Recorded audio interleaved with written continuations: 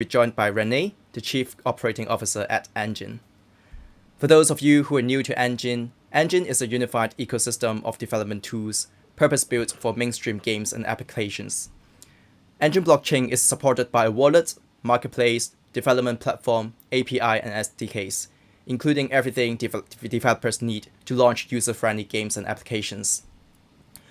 Enjin blockchain is secure, scalable, and simple to use, and it is able to process over 5,000 transactions per second, with each transaction costing less than 0.008 of a cent. Enjin's CTO, Wojtek Radomski, is also one of the co-authors of the ERC 1155 standard, the now universal Ethereum NFT standard that enables developers to deploy both fungible and non-fungible items in a single smart contract. And here to answer your questions about Enjin is Rene. Hi Rene, welcome and thanks for joining us for this AMA. Hi everyone, thank you for having me. I'm excited to answer any questions I can from the community. Perfect. Can you please introduce yourself before we get into the questions for today? Sure, yeah, gladly. So my name is Rene. I'm the Chief Operating Officer here at Enjin. We're one of the core contributors of Enjin blockchain, and we're the team behind the most popular Enjin ecosystem apps such as the Enjin wallet, the NFT IO, NFT marketplace and platform, and the Enjin platform, which is the world's most advanced NFT gaming middleware and API infrastructure. Thank you. So we've got a lot of questions to cover, so we'll get to as many as we can, and let's get right into it. So to get started, at the beginning of the AMA, I gave a very brief description about Enjin. But could you tell our audience a little bit more about what Enjin is and what products are part of this ecosystem that you guys are building? Yeah, absolutely. Very happy to. So Enjin is really the premier NFT ecosystem tailored specifically for NFT usage and NFT creation. It's the only unified blockchain wallet, marketplace, and development platform and API ecosystem out there. So Enjin is the core contributor to Enjin blockchain, the next generation blockchain specifically tailored for NFT functions at the protocol level. And we're responsible for the most popular Enjin app layers, such as the Enjin wallet, downloaded by over 4 million users, the NFT.io marketplace and NFT platform, which allows users to very easily create, mint, distribute, and send NFTs to anyone in the world. And we're also responsible for Enjin platform, which is the world's most advanced, without a doubt, API infrastructure that allows game developers and any really creative studio to integrate blockchain very, very easily and have it interoperable across the whole Enjin ecosystem, either via directly the API or using our SDKs. So I think, just in short, just to kind of underpin it for everyone. So we really just make it easy for everyone, game developers or aspiring individuals, enterprises, to integrate NFTs and create a decentralized future. Yeah, and I think anyone who are serious about NFTs would know or at least heard about ERC 1155, right? And Enjin's co-founder Wojtek Radomski was actually one of the co-authors of the ERC 1155 token standard. So could you share the reasons behind the decision to move into a substrate-based native blockchain? Yeah, of course. So back in the day when Enjin pioneered the ERC 1155 token standard, the landscape was much different. One was technology wasn't so much advanced, but also the user requirements were different from today. So in short, the limitations of Ethereum virtual machine quickly became apparent, and it was very restrictive for game developers and users of our ecosystem to create large sprawling in-game economies or virtual economies using Ethereum. Now, we love Ethereum. We'll always love Ethereum, right? This is also why we'll always be interoperable with Ethereum. But Substrate allows Enjin blockchain to exist, and why Enjin blockchain is so important and why Substrate came in here clutched into the equation is because it allows the blockchain to be tailored for one specific singular purpose, and that is NFTs and non-fungible tokens. And that's the real game changer, because it allows NFTs and the chain itself to be flexible, modular, and very, very scalable. That really also means it's very efficient and, as you've said in the introduction, also very inexpensive for users. Right. And how does the Enjin's blockchain's NFT functionality embedded at the protocol level actually improve the end user experience? And on the other side, right, does it also improve the developer experience? Right. Yeah. Definitely. So like I said, because it's tailored for a specific function, so for non-fungible tokens, it allows us to do a lot of features and functionalities that just wouldn't be possible on any other any other architecture. So if you look at Ethereum, and when you create tokens on Ethereum, it's all done by a smart contract. When you call a token, it's done by a smart contract. When you send one, when you mint one, it's all embedded on top of the core blockchain runtime logic as a smart contract. But because Enjin blockchain is tailored for NFTs, all those features, all those functionalities, and all those usage is done at the core in the core code base at the protocol level. So that allows us to be cheap, very flexible, very modular. And it allows us for functionality that wouldn't be possible using smart contracts, or at least not as efficiently, like our fuel tanks or our managed wallets, which break down barriers to adoption and really just make NFTs ubiquitous and easy to use for everyone. Right. So recently, Enjin posted an interesting tweet, right, with regards to something called fuel tanks that you just mentioned. Could you elaborate more on what this piece of tech means for Enjin and the overall ecosystem? Yes, this is one of my favorite features of Enjin blockchain. So fuel tanks are really on-chain entities that allow for transaction costs to be subsidized or paid for in full by these fuel tanks. So what does this really mean, right? Well, why is this important? Because game developers or any NFT creator really can create a fuel tank and select rule sets or specify different rules for which that fuel tank will pay the transactions in full if those rules are met. And why is this important? Because one of the biggest barriers to adoptions to NFT gaming specifically was, first you open up a game, you see a connect wallet screen. Okay, now I have to download the wallet. That's already a problem. And by the way, we have a solution for that as well. But back to fuel tanks. But after I connect my wallet, now I have to, if I want to send an NFT or use an NFT or do an on-chain action, I need Ethereum. Okay, now I need to know what is Ethereum. How do I get Ethereum? And I go down this deep rabbit hole of before I actually even start to play the game. And this is really bad for game developers and games in general, but really anyone who wants to create an in-game blockchain experience or blockchain experience is it just breaks the immersion. It breaks the flow of acquisition. And you have massive drop-offs before actually someone uses your product that you've so tirelessly built on chain.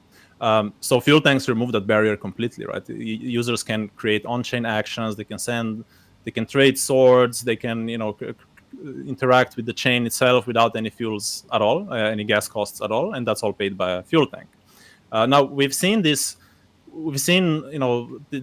like this on Ethereum as well. This is nothing revolutionary from the concept itself. Ethereum has something called Ethereum gas station, which can also pay gas costs, but because again, Enjin blockchain is tailored specifically for NFTs at the foundational level, it doesn't use smart contracts for that. So Ethereum's gas station uses a smart contract, which can make even the transaction fees almost double than if not. So it's really not the perfect solution. But with Enjin fuel tanks, there's no additional transaction costs if you use a fuel tank, but actually even more, the transaction costs can be up to 70% cheaper if fuel tanks are used. So this really incentivizes developers to use fuel tanks and make their in-game experience for users much more efficient, much more user-friendly.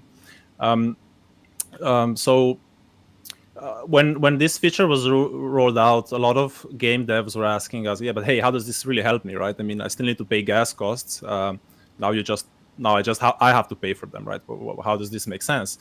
But due to the way these fuel tanks are structured, game developers can use traditional monetization methods. For example, they have their users purchase a subscription or a season pass on the website using traditional payment gateways like Stripe to allow them to then use free transactions, and they're not actually encumbering those costs themselves.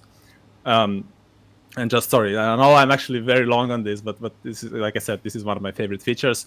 So fuel tanks are very, very flexible. They have many different rule sets. You can whitelist colors. You can whitelist specific collections or tokens. So if a user owns this specific token, hey, all his transactions are free.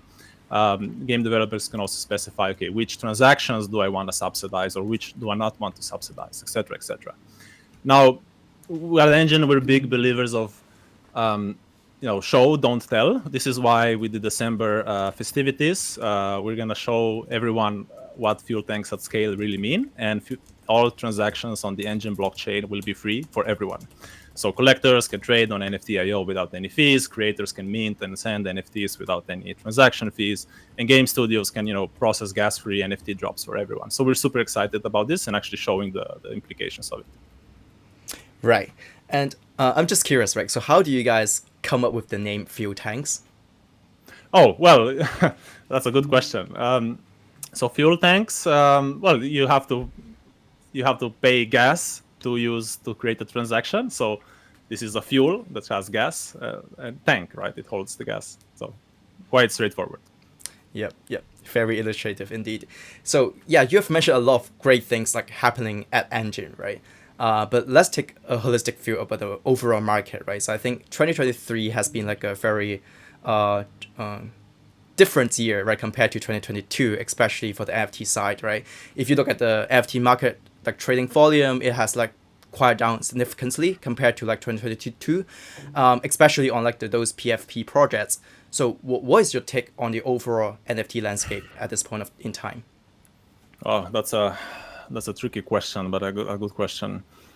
So I think NFTs still need to mature.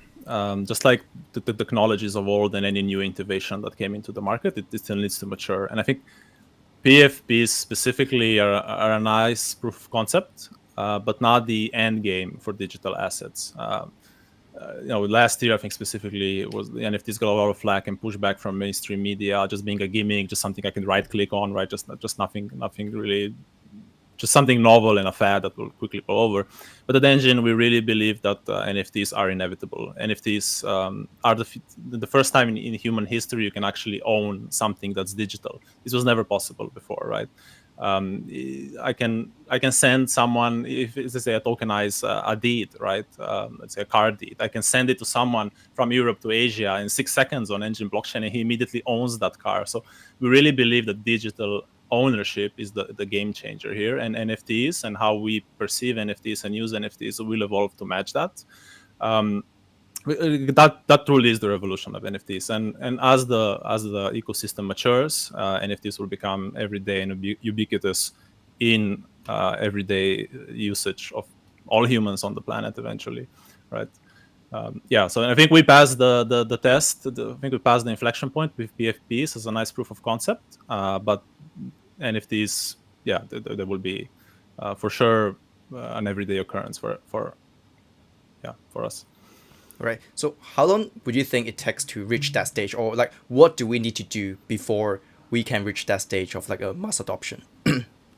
Right. So to get to mass adoption, I think one factor is of course time, and just having the infrastructure built around NFTs and actually them being integrated into normal processes, business processes. Just like the first washing machine, or actually even the first car, or even the internet when it first came out, right? It was very slow to use, very expensive. There wasn't anyone on it. There wasn't, for a car, there were no gas stations, not even many roads. But then eventually, just because it was better, it got adopted. And I think the same thing will happen here. It's inevitable. It will just take some time. But what creators in the space can do is push for good user experience when using NFTs. We still feel, especially if you look at certain ecosystems, it's far too complex to use an NFT, far too complex to own an NFT. And if creators make a conscious decision to just focus on the user experience, things will progress through a smoother curve. Right. And I think like there are like two major like obstacles for like a normal person to get into NFT, right? One is perhaps like wallet, and the second one is of course the marketplace, right, where which the users actually interact and like buy NFT. So on the NFT marketplace side, we have been seeing like a lot of different models being explored, starting from like OpenSea a few years ago, which is more like a very like straightforward, right? It's kind of like a showing the artwork and like buying and selling, to like something like SudoSwap doing AMM, and then also like Blur making it more like a trading like a tool. And recently we also see like something like Flooring Protocol pushing on marketing, who do some of like kind of like a like fractionalization into like fungible tokens kind of like approach. So which marketplace model do you think will push NFTs to mass adoption? Mm-hmm. Which marketplace model will push NFTs to mainstream adoption? I think we'll see a blending of NFTs inside of traditional marketplaces, right? I don't see a clear distinction between a model of how NFTs are exchanged to any, to any way humans do commerce, really, right? It's just a value exchange, and this time it happens digitally.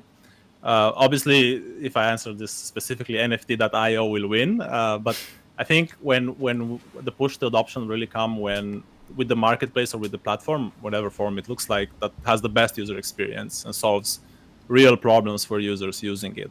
And I think we won't even know we're interacting with NFTs specifically, right? We won't know what the ID of the NFT. We won't know it's even an NFT, and we will just value exchange on through digital means for many different things that NFTs can represent.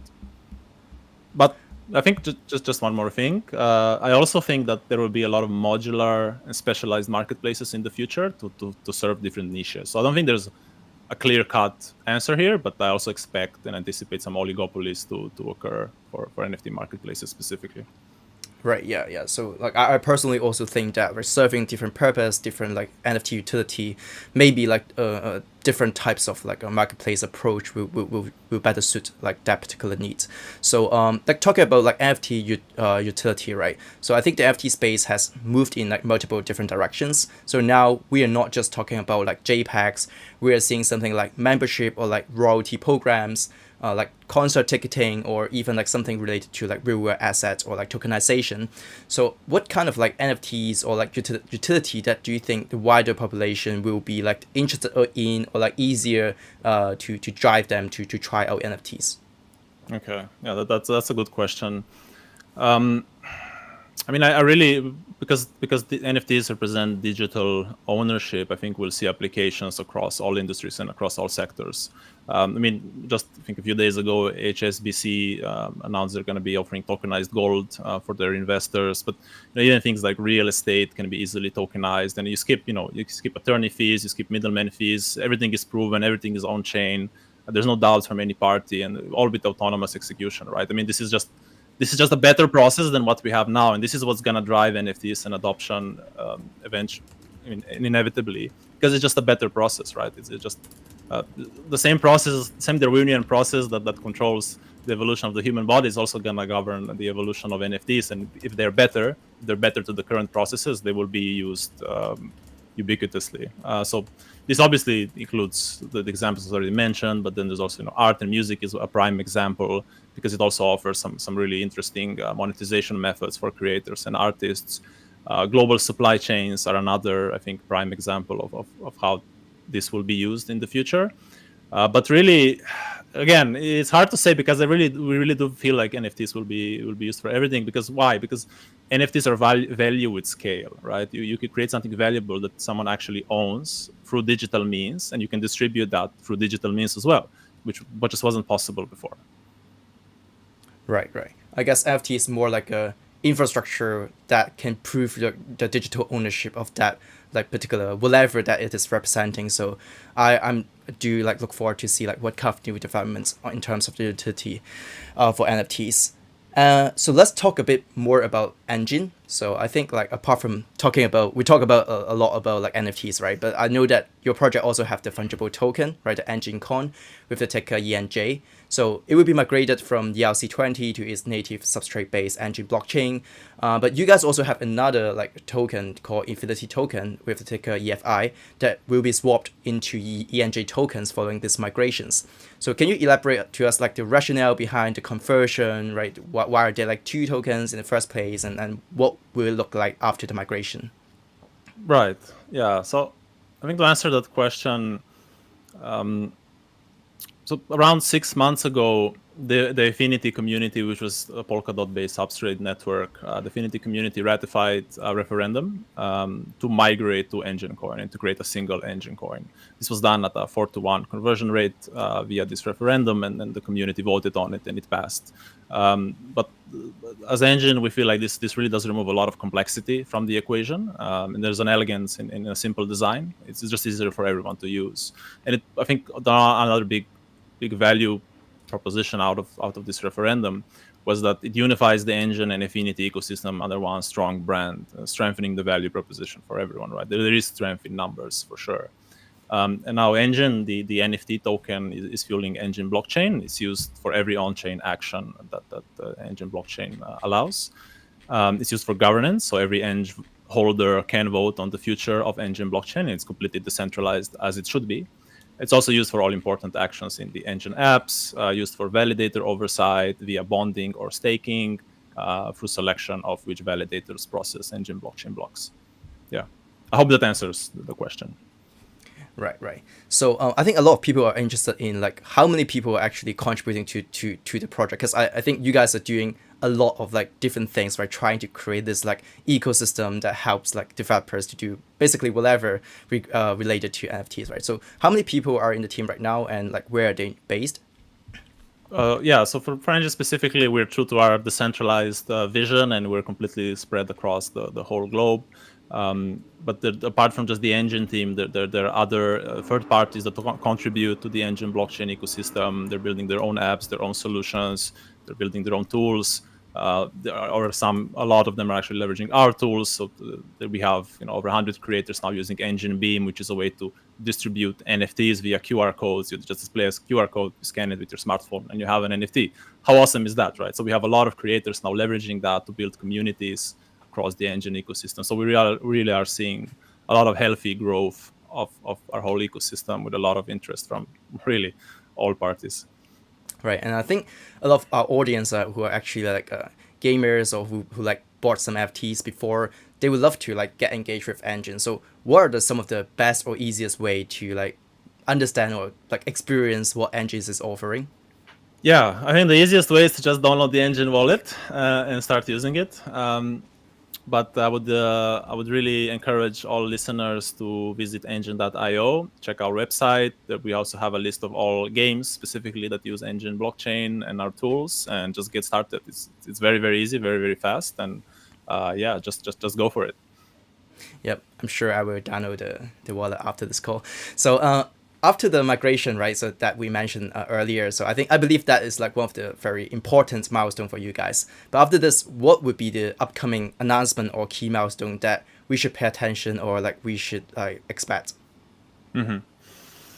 Yeah, so over the last year or two, we really come a long way, right? We've completed the very, very large and ambitious roadmap we've had, and we've completed that very successfully. And I can proudly say that we are now feature complete as far as the ecosystem and all the ancillary tools are concerned, and real adoption can start now without any doubt.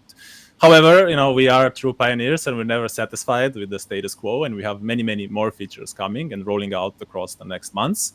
I'm very proud of our team and how quickly they can apply and adapt and roll out new things. And there's a fun thing, right? Like our community really used to meme a lot about. There was this meme soon, right? So whenever Enjin said something would happen, there was always soon, which kind of meant never, right? But in the recent year, it actually completely turned around. Now soon is being used as now, and I really love to see how the community understands that. Yeah, we've completely shifted gears, and there's nothing stopping us from mass adoption now. Right. So one last question for today's AMA, right? What is the end game or like ultimate goal that Enjin wants to achieve? Yeah, so it's actually very simple. We want to empower millions of studios and creators and game developers to reach billions of users using NFTs. That is our end game, our end goal. And how we'll reach that is by creating really elegant, really simple to use foundational infrastructure and tooling through which users of our technology can build a decentralized future and reach their own vision. So yeah, I think just by enabling everyone, creative individuals, large enterprises, to use Web3 effortlessly, that's how we'll get there. Right. And hopefully we will be all there to witness, right, the growth and mass adoption of NFTs. And Absolutely. I'm sure that Enjin will be like one of the important players, right, in the process. So yeah, that's wraps up all the time we have for today's AMA questions. So thank you, Rene, for joining us today. And a big thank you to the Crypto.com and Enjin community for sending in the questions. But before we say goodbye, is there any final message you have for those who are watching the AMA? Yeah, I just want to say thank you to all listeners. I want to thank the Enjin community. I want to thank the crypto.com community for tuning in and asking these questions. Please follow us on Twitter at Enjin. Visit our website, enjin.io. Participate in our ecosystem, please. We have a lot of game developers who are eager for new players, for some fresh blood. So please check those out. And again, if anyone has any doubts if NFTs are the future, just download the Enjin wallet and see for yourself. Yep. And again, you can find Rene on Twitter, or I should say X, at Rene Stefancic, and you can follow Enjin at Enjin. So make sure to follow crypto.com to keep up with the latest news, upcoming events, contests, and more. And follow us on X at crypto.com, and make sure to subscribe to this YouTube channel so you don't miss out on any future AMAs. See you next time.